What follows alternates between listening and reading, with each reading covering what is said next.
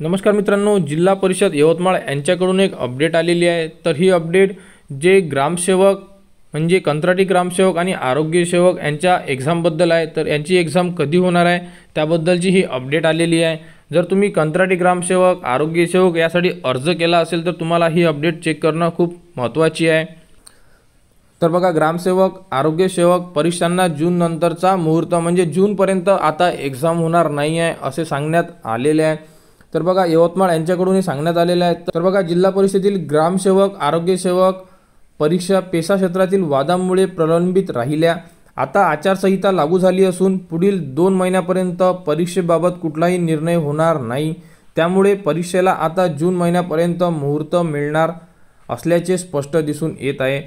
ग्रामसेवकांच्या 161 तर आरोग्याच्या 474 जागांची भरती होणार असून दोन्ही मिळून 56,764 उमेदवारांचा जीव टांगणीला लागला आहे।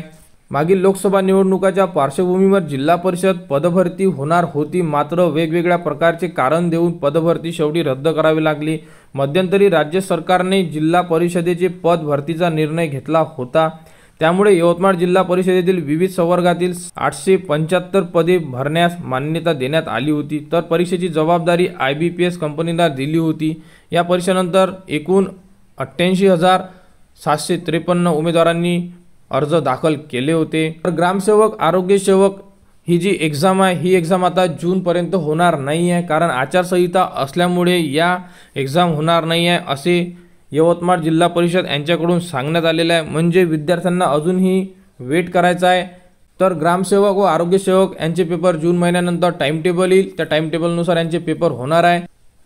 तर या संदर्भात म्हणजे जिल्हा परिषद भरती ग्रामसेवक व आरोग्य सेवक या संदर्भात जेही पुढील अपडेट येईल ती तुम्हाला आपल्या YouTube चॅनलवर उपलब्ध करून देण्यात येणार आहे। त्यासाठी आपल्या चॅनलला सबस्क्राइब करा।